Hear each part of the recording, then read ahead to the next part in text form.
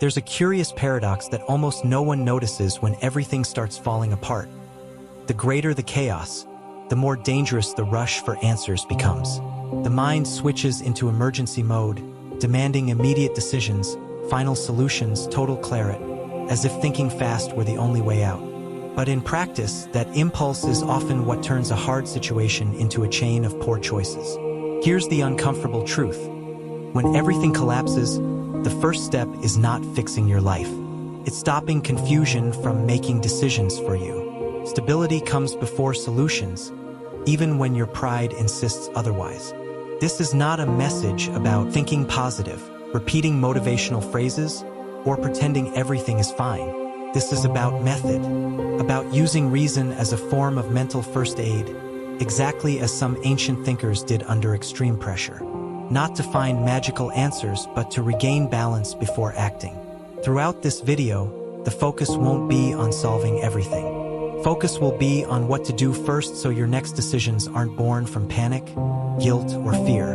Because, interestingly enough, when the mind settles, many solutions begin to emerge on their own. When everything starts collapsing at once, the mind jumps to a rushed conclusion. It's over. There's no way back. I ruined everything. This is the moment when suffering stops coming from the event itself and starts coming from the story built on top of it. A mistake becomes identity. A loss becomes destiny. A setback turns into permanent failure. That's when confusion intensifies. Difficult situations call for analysis, but immediate judgment turns the moment into a verdict. And verdicts aren't questioned. That's why so many people freeze precisely when clarity is most needed. At this stage, clarity doesn't come from effort, but from consciously interrupting this internal narrative. A simple image helps dismantle this mental trap. A car dashboard with several warning lights on is alarming, but it doesn't mean the engine has exploded. It means diagnosis. Each light points to something specific, observable, and fixable. Panic begins when everything gets lumped into one vague label called disaster. The first micro-action here is simple. Describe what happened only with verifiable facts, avoiding dramatic adjectives. Don't say it was terrible, or it was chaos, or it was unforgivable.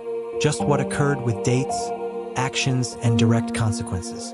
This small exercise already starts easing the internal collapse and prepares the ground for dealing with what often sabotages the next step. Emotion taking the wheel without being invited.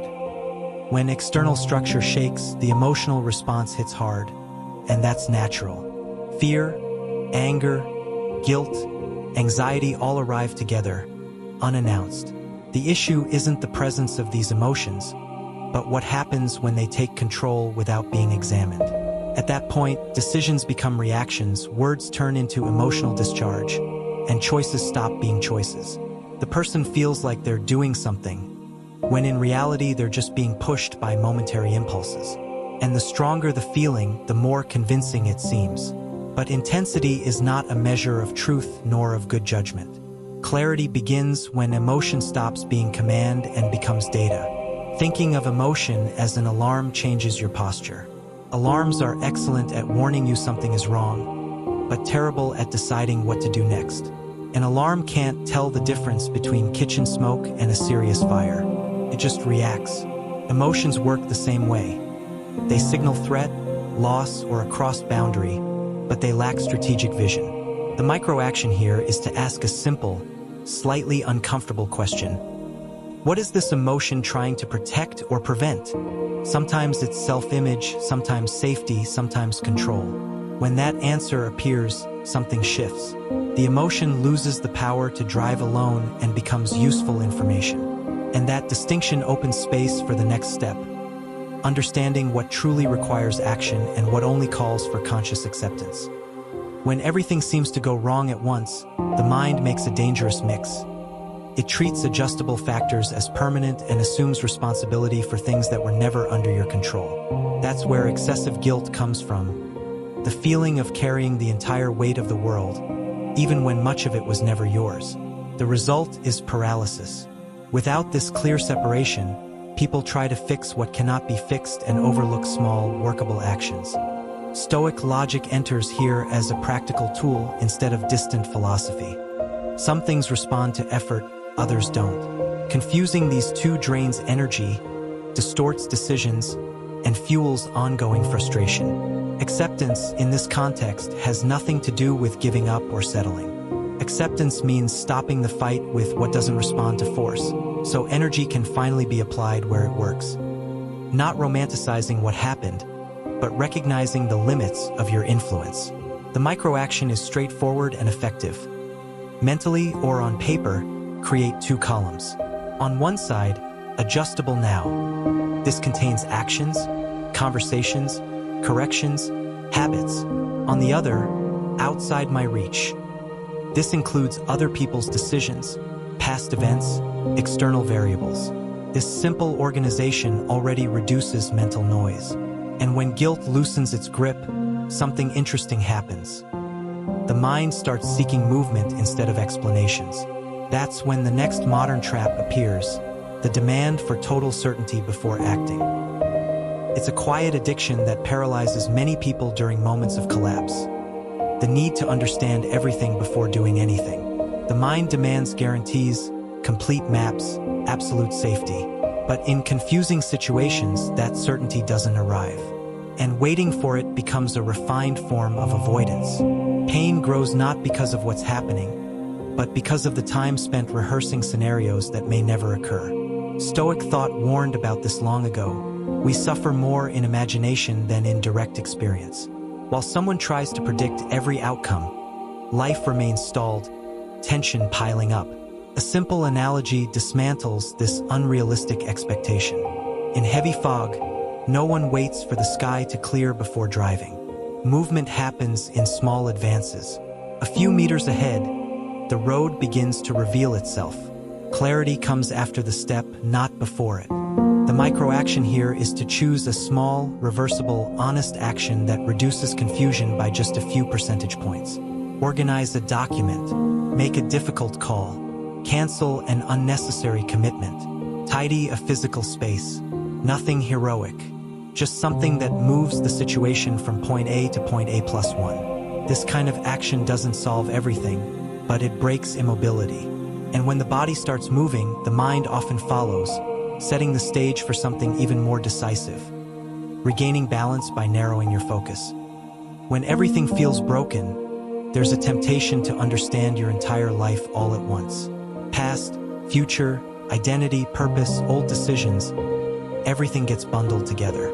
The effect isn't clarity, it's overload. The wider the field of view, the more noise. The mind spreads itself thin, linking problems that don't need to be linked, creating a constant sense of disorder. Instead of helping, excess context paralyzes. Regaining balance in these moments requires a counterintuitive move. Seeing less in order to act better. An image helps anchor this idea. An experienced photographer doesn't try to adjust every lens at once. First, they choose a focal point. Everything else organizes itself around that decision. The same applies during internal collapse. The micro-action here is to define only the next correct step instead of the full plan or the final solution. Something that can be done today with the resources available now. It might be an honest conversation, a simple task delayed for days, or even deliberate rest to recover energy. When focus narrows, the mind stops fragmenting. And that regained sense of balance creates space to integrate everything seen so far, not as theory, but as applied practice. If everything discussed so far resonates, one unavoidable question arises. What's preventing you from applying this today? Not tomorrow, but now, exactly where life stands. Collapse doesn't require elaborate internal speeches. It requires posture, less dramatization, more method, less trying to control everything, more discernment about where to act. The turning point doesn't happen when all problems disappear, but when the mind stops amplifying chaos and starts choosing with greater clarity. The question is simple and uncomfortable. What small movement can you make today to reduce confusion? It's also worth reflecting on something bigger. How many past decisions were made at the peak of emotion, urgency, or the need to fix everything at once? And how many of them truly brought peace?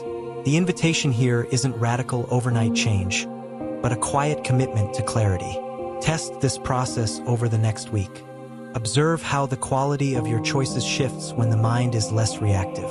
If this content brought a useful insight, it makes sense to keep going deeper. So consider subscribing to the channel, turning on notifications, and following the next videos. Because learning to act with clarity, especially when everything feels out of control, is a skill that can reshape an entire life. Thank you, and let's walk together into the Stoic Innerverse.